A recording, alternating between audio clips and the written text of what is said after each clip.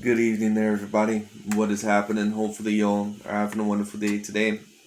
So, I thought that I would talk about this Gervonta Tank Davis versus Mario Barrios fight that ended up happening yesterday. Ended up being on pay per view. Of course, Gervonta Tank Davis was going to be his first time going up to 140 pounds, and he was going to face somewhat of a talented fighter in Mario Barrios. But like I've always said about Mario Barrios, in my opinion, ever since this fight was announced, I didn't really see him as an A-grade fighter. I think that he's an okay fighter, but, he does have a certain amount of faults. But anyways, Gervonta Tank Davis, he did end up getting the knockout. I believe it was in the 11th round yesterday. He ended up being Mario Barrios. It was a very competitive fight throughout much of the fight when it came down to it. But Gervonta Tank Davis, in my opinion, and like I predicted, he was just going to be too much for Mario. Anyways, with my fight review, I kind of thought that I would review the fight review that Dante was going to do because we all know how much he was trying to push this fight. But let's just see overall what he has to say. I'm going to tune in a little bit here and there. Let's get into it. A referee in charge, Thomas Taylor, stops the contest. He is the winner by way of technical knockout. He is still undefeated, now a three-division world champion and the new WBA super lightweight. Well, he's not really a three-weight division champion. I know a certain amount of people overall will not like that when it comes down to it. But in my opinion, you cannot be a three-weight division champion when you have the regular title, because that's not really a real title. But it is what it is anyway. Champion of the world, Gervonta Tank Davis.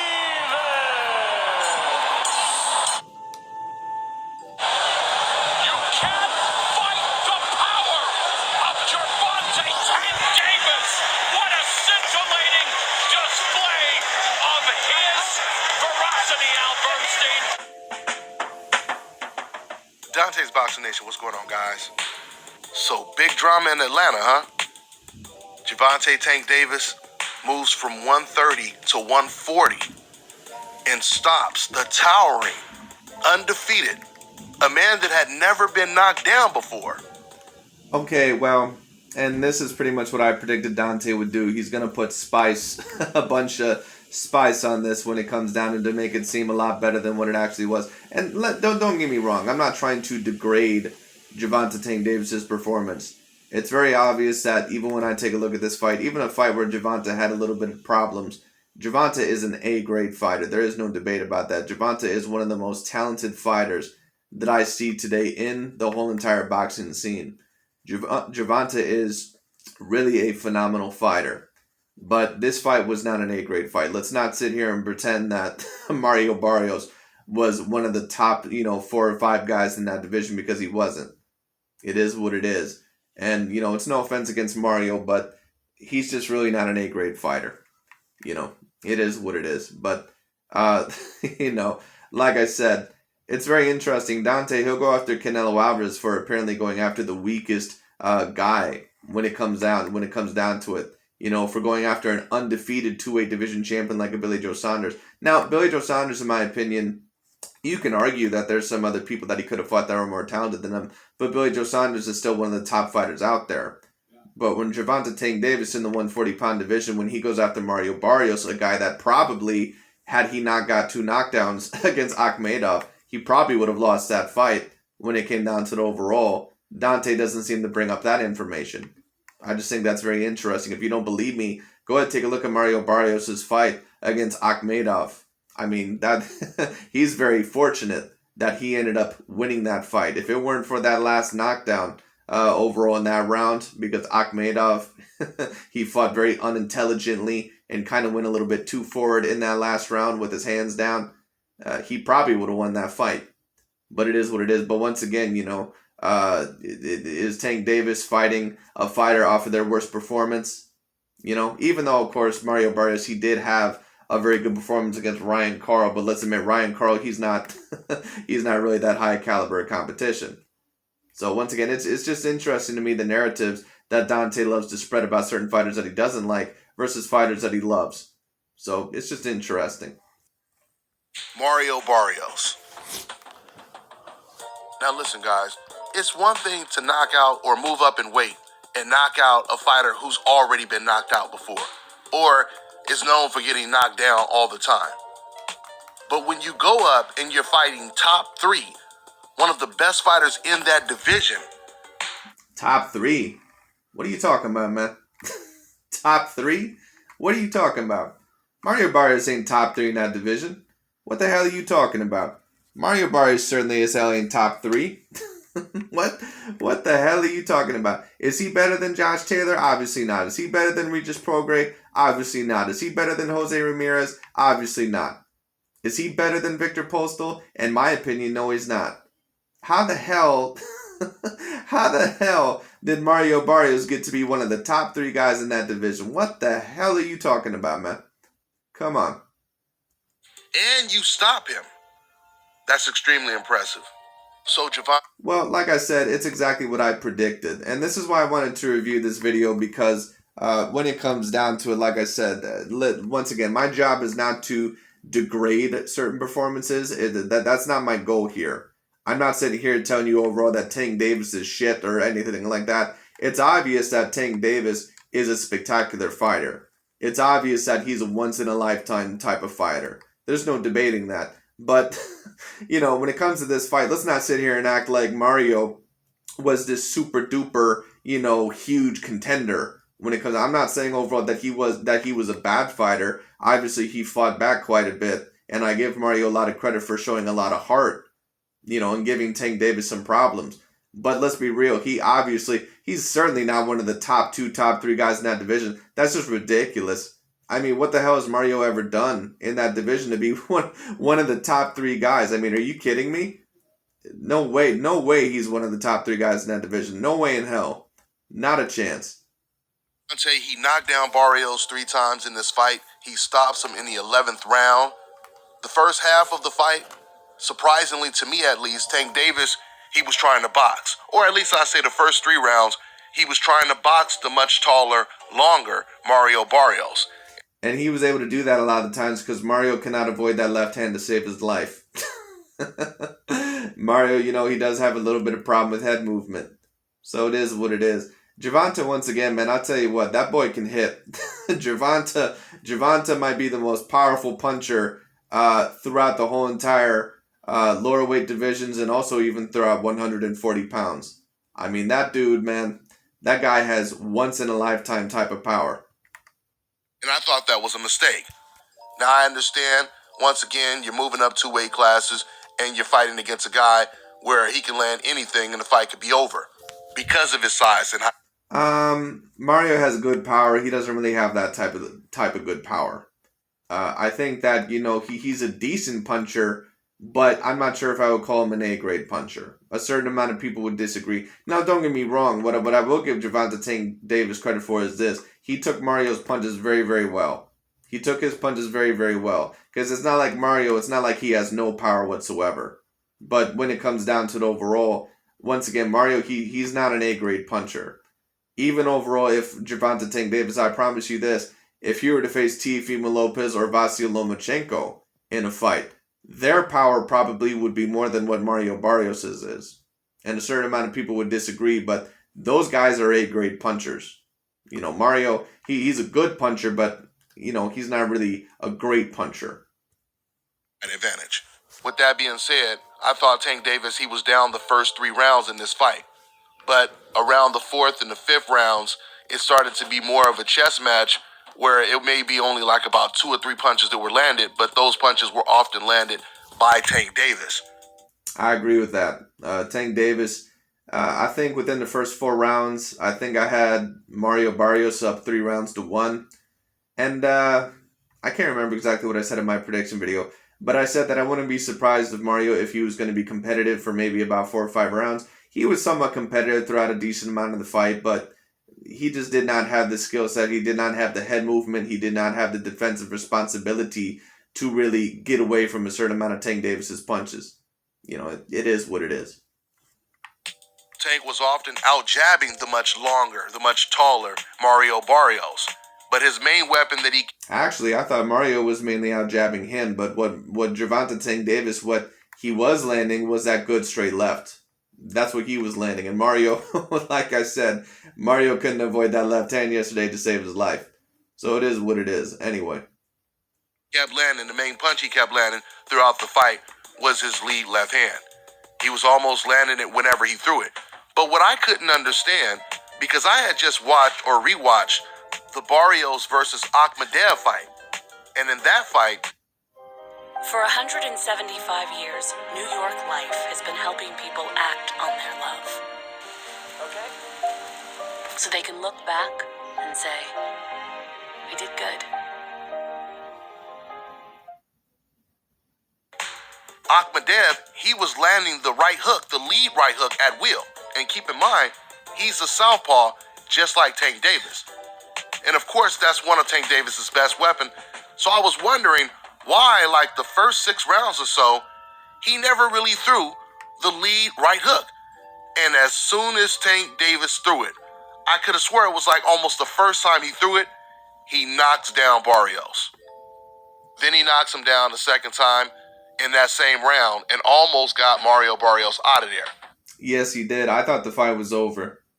And once again, credit to Mario. He fought back even when he was knocked down twice in that round. He fought back, and I thought that he was somewhat winning the round. But then Gervonta, at the end, he would start hurting him. And then he had to give Gervonta... By the way, that Steve Farhood scorecard that I seen yesterday, I don't... But of course, this doesn't overall surprise me because Steve Farhood's got to be one of the worst scorers I've personally ever seen when it comes to fights. That man has no idea what the hell he's watching whenever he scores a fight. I have no idea how that... I mean, literally within the first 6 rounds, this man had Mario Barrios up 5 rounds to 1. Like, I don't know what the hell you were watching, but you shouldn't be scoring boxing fights anymore, bruh. Because, goddamn. But credit to Mario Barrios, man. He showed a lot of heart because he rallied back, came back, and it looked like Tank kind of gassed himself out trying to get Mario Barrios out the previous round. So it looked like either he gassed out or he just took that round off for whatever reason. Mario Barrios, he was going after Tank. Matter of fact, the round after Barrios got knocked down twice, that was probably his best round in the fight after that. One of them, when it came down to it, but then eventually he ended up getting hurt by Tank Davis in the end, and he ended up giving the round away. Because once again, Mario Barrios, he does not have a great head movement. But it is what it is. So it was a lot of drama, man. There was a lot of drama in this fight. Tank Davis, he ate some hard shots. He got caught with some really hard shots to the body. I give him credit. He took them well. Now, I'm not sure who Tank Davis plans to face at 140 later on. This was kind of a test overall for us to see how good Tank Davis is going to look at 140. What I'll say is this. He did look good enough overall to where I say if he does face one of the top guys at 140, he certainly would be somewhat competitive. That's what I'll say there. But do I believe after this performance that he would beat a Josh Taylor? I'm not really so sure. Josh Taylor, if he were to face Josh Taylor is a much better boxer than what Mario Barrios is. And on top of that, Josh Taylor, he has more power. He has better head movement when it comes down to it. And even if he were to fight Tank Davis on the inside, Tank would have to watch out. Because Josh Taylor, he has an excellent gas tank when it comes down to it. And he can hurt you on the inside. But obviously, of course, Tank can hurt you on the inside as well. That'd be a very interesting fight, actually. But anyway. In the head. And nothing ever fazed Tank Davis. So that was very impressive. And once he really needed it, after Floyd Mayweather was in his corner and he was urging him on, he was pushing him, Gervonta Tank Davis, he got the most dramatic knockout of his career. A fight that was very close, that was very competitive. Once again, against a Goliath, Tank Davis, he got the knockout. Against a Goliath? No, a Goliath would have been Josh Taylor. Mario, but once again, this is why I decided to review the video, and this is why I decided to make it my fight review. Dante is going to try to make it out like Mario Barrios was this super, super huge overall talented fighter. Once again, take a look at him in the Akhmedov fight. That's all you have to know. Mario Barrios, once again, he's a decent fighter. He's not an A-grade fighter. He certainly is not one of the top 3 guys in that division. That's very, very clear. I don't know. I don't know what bullshit Dante's trying to spin with that. I don't know who he thinks he's fooling. But if you know anything about that division, no, Mario is not one of the top 3. I don't even know if he's one of the top 5 guys there. So it is what it is. With a vicious left uppercut to the body. Or at least that's what started it. Then he closed the show with another lead hook. But Mario was already done from that body shot. He never recovered from the body shot. So Tank Davis, he puts on his most dramatic performance against a sold-out arena in Atlanta. I'm telling you. Against the soda. You see how Dante always talks about the fighters that he likes, like Devin Haney and Gervonta Tank Davis. He always says how they sell out arenas. But whenever it comes to Canelo Alvarez, whenever it comes to him selling out an arena, what does he say? Oh, well, you know what? They have a big Mexican fan base down there, so I'm not surprised that he was able to sell out that arena. That's, that's interesting. Anyway. Guys, right now. But that's not me, poo-pooing Tank's views when it comes to that. Tank is one of the biggest stars in boxing, no doubt about it. If Tank wasn't on the coincidental list, he would be the biggest star in boxing. I don't understand how he's on the coincidental list. Because the coincidentalist, even by really all Dante means whenever he says coincidentalist is just a black fighter. That's really all he means when it comes down to. I don't understand how Tank can be on the coincidentalist because I don't think anyone is really avoiding him when it comes down to it. But it is what it is. Hands down, they would have statues of this man up already.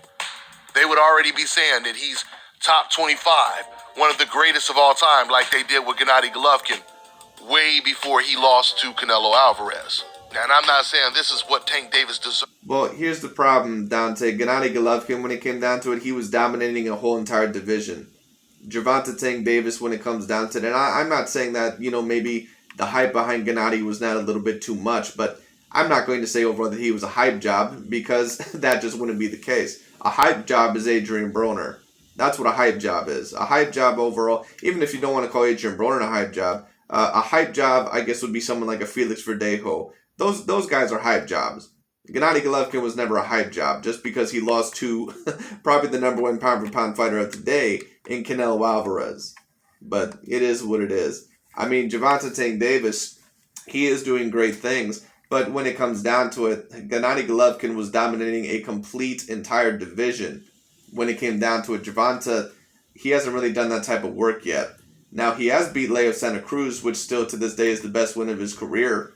But when it comes down to it, the biggest fights that Gervonta Tank Davis, if he does end up defeating these guys, the biggest fights that he's going to be known for, if he does end up beating these guys, would be the Vasily Lomachenkos, the Teofimo Lopez's, maybe the Devin Haney's, if he can get to their same level of star power.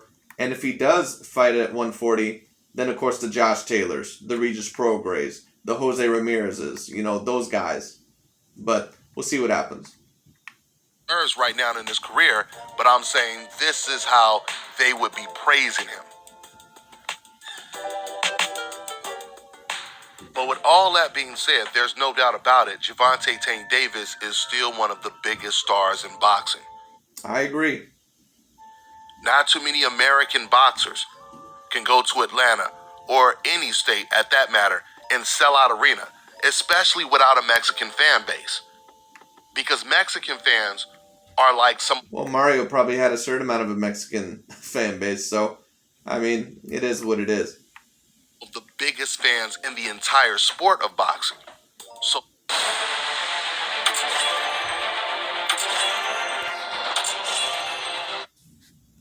to fill up an arena, 16,000 fans with no Mexican base, that's impressive. That's really impressive. Well, I'm sure there was a certain amount of Mexican fans there, but it is what it is. But Atlanta, of course, I'm not sure if they're really known for their high Latino population when it comes down to it. So I understand what you're saying. Either way, when it comes down to it, when we talk about it, there is no debate about it. Gervonta Tank Davis, he is one of the biggest stars in boxing. No doubt about it. He certainly is going to be one of those bigger names out there. So Gervonta, he certainly is creating a big wave. And right now, Tank Davis is hands down the biggest when it comes to all of the lightweights. When we were talking about the Fab Four, there's no doubt about it. He has the biggest buzz right now. I would agree. But it's interesting when you look at the dichotomy between Tank Davis and Teofimo Lopez. Teo was supposed to fight just last weekend, which would have been a great comparison to see how his numbers would have been. But we already got an indication how the numbers would have been because it was already reported that the tickets they were not selling.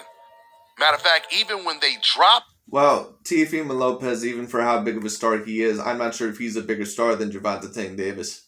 But that doesn't really worry me all that much when it comes down to it. I'm just interested overall in the fight. But that would be a very, very interesting fight. Excuse me. Obviously, if that fight were to get made. Now, apparently, Teofimo Lopez and Lomachenko, apparently they're going to have a rematch after Teofimo Lopez's next match. That's if he gets past George Kambosos, which I believe he will, but we'll see what happens. The tickets extremely low. The tickets still weren't really selling. So they were forced to cancel that fight, at least for last weekend, and then they pulled the COVID card. The fight was postponed to, I believe, August 14th, and recently they just pushed it again, and now they're going to have Teofimo fighting on Oscar De La Hoya's card. Or I don't know if it's going to be Oscar fighting on Teo's card, but it seemed that it would be kind of odd to me, even though Oscar has been out of the sport forever. But Oscar, he was a cash cow. He was the biggest name in the sport of boxing when he was fighting. That is true. So it'll be interesting to see who's going to be fighting on the undercard. But I'm telling you, man, that's going to really, really make Teo look bad. If he goes from fighting in the main event to fighting on Oscar De La Hoya's undercard. But it'll still be interesting to see how those numbers turn out because they're fighting on the same day, I believe September 11th, the same day that Canelo will be fighting.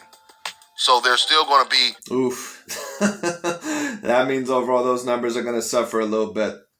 So that means that that same fight is happening. I'm sure Dante, he'll actually root for Oscar De La Hoya's numbers to do better than Canelo because we all know how much he hates Canelo. But it is what it is. Canelo versus Caleb Plant, I can promise you this. That'll be the biggest fight of that day, no matter what fight happens. It is what it is. Canelo, once again, Canelo is the main cash cow in all of boxing. He is the main money maker. He is the golden goose. And no matter how many of these guys, how many of these channels try to degrade that, that's what he is. That's the bottom line. In a really, really tough spot when it comes to doing big numbers.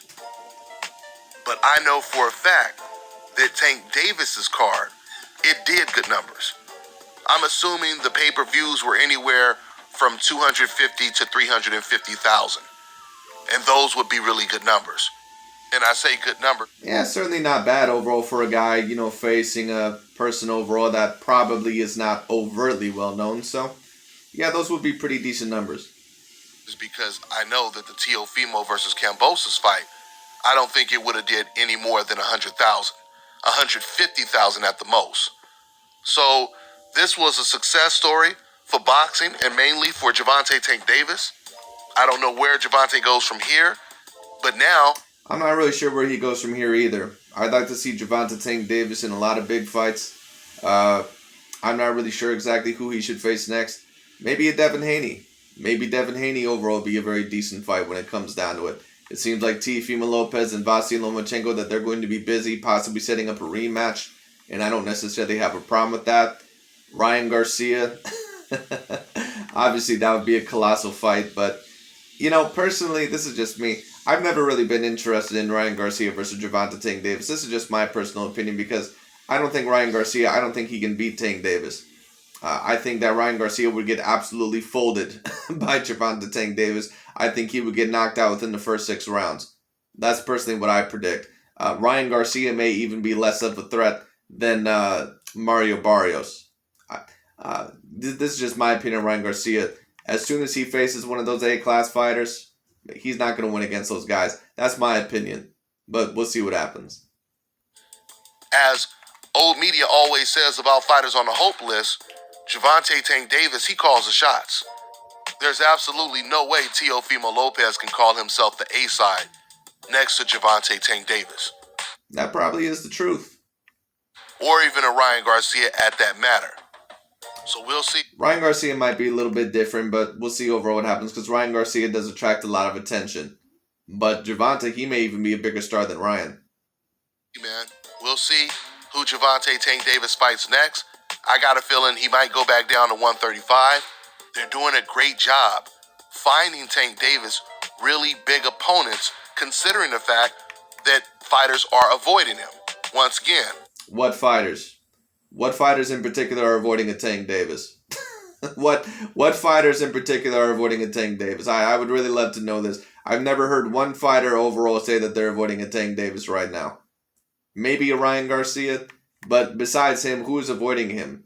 Is Vasily Lomachenko really avoiding a Gervonta Tank Davis? Actually, Vasily Lomachenko, he's been one of those fighters that has been calling out Gervonta Tank Davis for years upon years. But Gervonta Tank Davis always came up with excuses to why he couldn't get in the ring with Vasily Lomachenko. Is Teofimo Lopez really avoiding a Gervonta Tank Davis? Or is he busy with a mandatory right now and then he may face Vasily Lomachenko in a rematch? Like, come on, man. like there's so many people avoiding Tank Davis. Tell you what, if Tank Davis, if he can't find a fight at 135, Dante, you said that Tank Davis was so serious about facing a Josh Taylor. Why don't he face Josh Taylor next? That'd be interesting. Let's see if Tank Davis walks the walk. He talked the talk. Let's see if he walks the walk. Like a Ryan Garcia, who said that he was going to fight Tank Davis, right? So, well, sure, but that's one fighter, Dante. But how many other people besides Ryan Garcia are really avoiding a Tank Davis? Don't get me wrong. I'm not saying that Tank Davis is not dangerous. That's not what I'm saying. But besides Ryan Garcia, there's really no fighters out in the open right now that look to be very much avoiding a Tank Davis. Like, come on. It'll be interesting. It'll be interesting to see what will happen. I truly believe there's a good chance that Floyd will try to push for the Ryan Garcia fight or the Teofimo Lopez fight. I would love to see Gervonta Tank Davis versus Teofimo Lopez, or whoever the winner is of that Vasily Lomachenko versus Teofimo Lopez rematch, because you never know. Vasily Lomachenko, if he does pull out, coming as if he does adapt better, he certainly can win that rematch. But I still would favor Teofimo right now.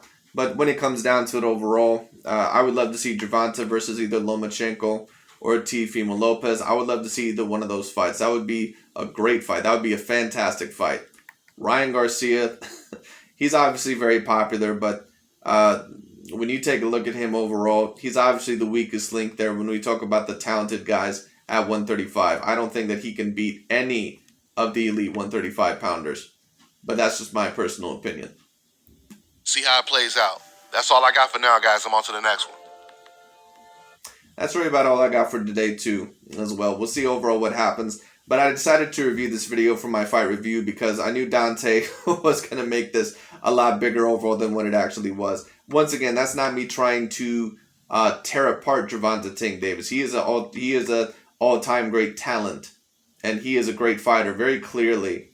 But let's not sit here and pretend like Mario Barrios overall was this, super talented dude, and overall, he was one of the top 3 guys in the division. Mario is talented, don't get it wrong. But when it comes down to he's not, he certainly is not one of the top 3 guys in the division. I don't know where the hell Dante pulled that out of his ass. But when it comes down to it overall, somehow this guy's one of the top 3 guys in the division, and yet he's never had one of the official belts. Like, are you kidding me? But it is what it is. Anyways, that's really about it for today. Thank you all so much for watching. I'll talk to you all later.